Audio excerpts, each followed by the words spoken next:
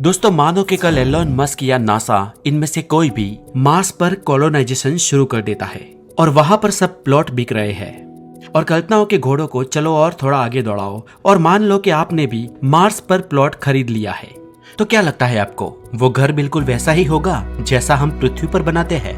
तो जी नहीं दोस्तों, मार्स पर बना घर पृथ्वी जैसा नहीं होगा और इसका कारण है मंगल पर धरती की तुलना में अलग एटमॉस्फेयर होना। दोस्तों मार्स पर आमतौर पर वातावरण बहुत ही थीन है, वहाँ प्रेशर भी बहुत कम है, ऑक्सीजन नहीं है और रेडिएशन है। मार्स पर ग्रेविटी भी बहुत कम है और साथ ही साथ वहाँ के डे के और रात के यानी कि मिनिमम और मैक्सिमम टेम्परेचर में भी बहुत बड़ा डिफरेंस है। और दोस्तों इन सब बातों को ही ध्यान में रख के नासा ने करीब 2 साल पहले एक कंपटीशन का आयोजन किया था जिसका नाम था NASA's 3D printed habitat challenge.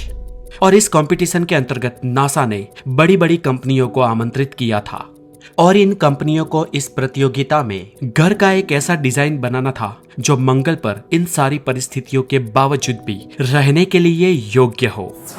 और बहुत सारी कंपनियों ने इस कंपटीशन में हिस्सा तो लिया, लेकिन इन सब में से जो सफल रही उस कंपनी का नाम था AI स्पेस फैक्ट्री। ये कंपनी न्यूयॉर्क की थी और इस कंपनी ने अपने घर के मॉडल का नाम दिया मार्शा। यहाँ पर आप इस कंपनी ने बनाए घर के मॉडल की तस्वीर भी देख सकते हैं। दोस्तों ऐसे घरों की खास बात यह है कि ऐसे घर बनाने के लिए किसी इंसान की जरूरत नहीं है। जी हाँ, ये घर रोबोट बहुत ही आसानी से बना सकते हैं और इन घरों को बनाने के लिए जिस पदार्थ का उपयोग होगा उसे कहते हैं बेजल्ट रॉक। और ये बेजल्ट रॉक मंगल की सतह पर प्रचंड मात्रा में मौजूद है, जिनमें से बेजल्ट फाइबर का निर्माण किया जाएगा। दोस्तों बेजल्ट में से निर्मित हुआ ये फाइबर बहुत ही मजबूत होता है। दोस्तों इसकी मजबूती का अंदाजा आप इस बात से ही लगा सकते हैं कि इसकी मजबूती केवलर के बराबर होती है, वही केवलर जिसे बुलेट प्रूफ जैकेट बनाने के लिए उपयोग किया जाता है।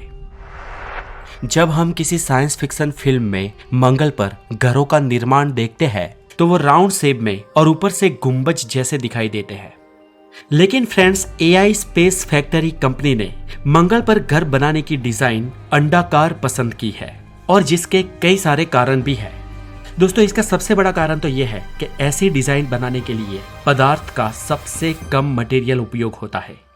इसमें आपको ऊंचाई भी ठीक ठाक मिल जाती है जिससे आप ऊपर चढ़ के दूर के दृश्यों को भी देख सकते हैं। दोस्तों ऐसे घर डुअल सेल भी होते हैं, यानी कि उसका बाहरी आवरण 2 पड़ों में बना होता है और ये आवरण इन घरों में रहने वाले लोगों को रेडिएशन और थर्मल वेरिएशन से 100% बचाता है, जबकि इन घरों के अंदर का तापमान बिल्कुल पृथ्वी जैसा रहता है। और आमतौर पर इन घरों को 4 मंजिलों में बनाया जा सकता है और इन 4 मंजिलों में कई तरह की विविध जरूरत की सुविधाएं भी उपलब्ध होती है। दोस्तों शॉर्ट में कहे तो इंसान को मंगल पर बसाने की पुरजोश से तैयारियां चल रही है। और फ्रेंड्स ऐसा हो क्यों रहा है, तो इस पर बहुत सारे बुद्धिजीवी और वैज्ञानिकों का ये कहना है कि भविष्य में पृथ्वी इंसान को रहने लायक नहीं रहेगी। इनफैक्ट कई सारे प्राणियों का भी निकंदर हो सकता है। आफ्टर ऑल ग्लोबल वार्मिंग के चलते हमने पृथ्वी को रहने काबिल कहाँ छोड़ा है। सर स्टीफन हॉकिंग्स का भी यही मानना था। और दोस्तों ये सब चीजों को देखकर लोग, नासा, एलोन मस्क और कई सारी ऑर्गेनाइजेशंस मंगल पर बसने की सोच रहे हैं। इससे यूनिवर्स में इंसानों के 2 ग्रह या 2 होम प्लेनेट भी हो सकते हैं, जिससे अगर किसी एक ग्रह पर आपदा आती है तो इंसानियत बची रहेगी। दोस्तों भले ही ये आपको एक कल्पना या सपने जैसा लग रहा हो, लेकिन जब कोई सभ्यता उन्नत होती है, विकसित होती है, एक हद से पार डेवलप्ड होती है, तो फिर उसका यही मकसद बन जाता है कि वो अपने घर को छोड़कर, अपने मातृ पालने को छोड़कर ब्रह्मांड में विचरित करे। और अब दोस्तों पृथ्वीवासी इंसान भी यही करना चाहते हैं। कुदरती संसाधनों के भूखे अमेरिका की नजर अब मंगल ग्रह पर पड़ी है। चीन और रूस भी इसमें पीछे नहीं है और भारत भी मंगल पर मंगलयान भेज चुका है। अमेरिका तो 2030 से पहले समानव अंतरिक्ष यान मंगल पर भेजने वाला है और इस काम को करने के लिए अमेरिका की सरकारी एजेंसी नासा से ज्यादा एक्साइटमेंट एलोन मस्क की प्राइवेट लिमिटेड स्पेसएक्स कंपनी को है। तो दोस्तों अब सवाल ये आता है कि ये सब लोग आखिर मंगल में इतना इंटरेस्ट क्यों ले रहे हैं।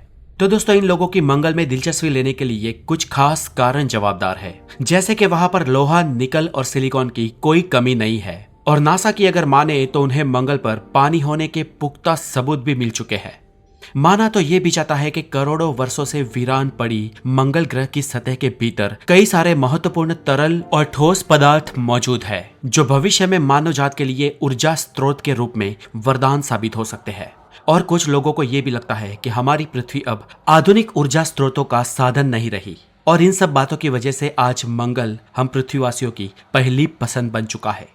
और दोस्तों, आप मानो या ना मानो, लेकिन भविष्य में मंगल पर जाने के लिए रेस लगने वाली है। लेकिन अब सवाल यह है कि आखिर इंसान मंगल पर जाएगा कैसे? तो सुनिए दोस्तों, एलोन मस्क और नासा ने मंगल पर ह्यूमन कॉलोनाइजेशन बसाने की पूरी तैयारियां कर दी है।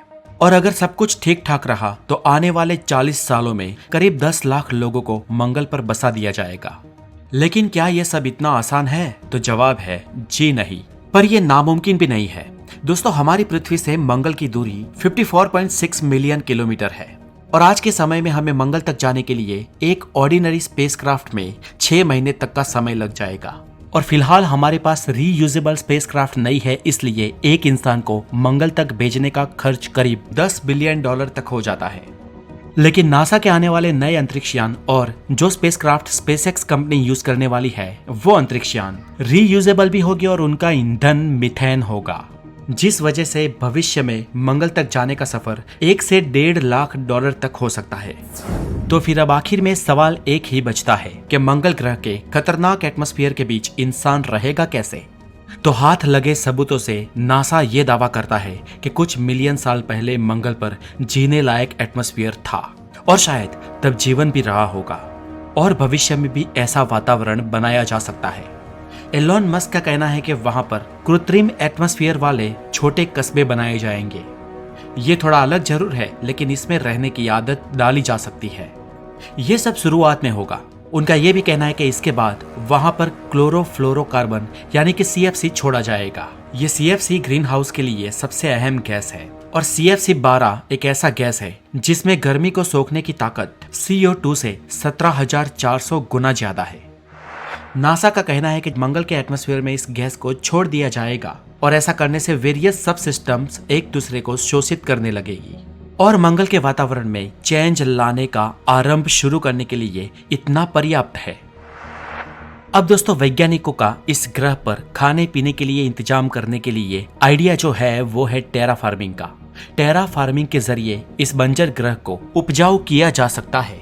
इसका परीक्षण हम पृथ्वी पे भी कर चुके हैं।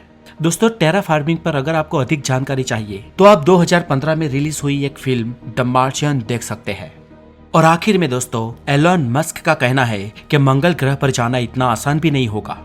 यहाँ पर हर कदम खतरे से खाली नहीं होगा, और यहाँ पर वही लोग जा सकते हैं जो अपनी मौत के लिए तैयार हो, क्योंकि इस यूनिवर्स एडवेंचर में कुछ भी हो सकता है। और अब ये मिशन कितना सफल और कारगर साबित होगा, ये तो हमें आने वाला वक्त ही बताएगा। पर दोस्तों, यहाँ पर आपको एक बात बता दूं कि हम इंसानियत का रिकॉर्ड रहा है कि उसने वर्तमान में सोची हर एक चीज को भविष्य में तब्दील कर दिया है।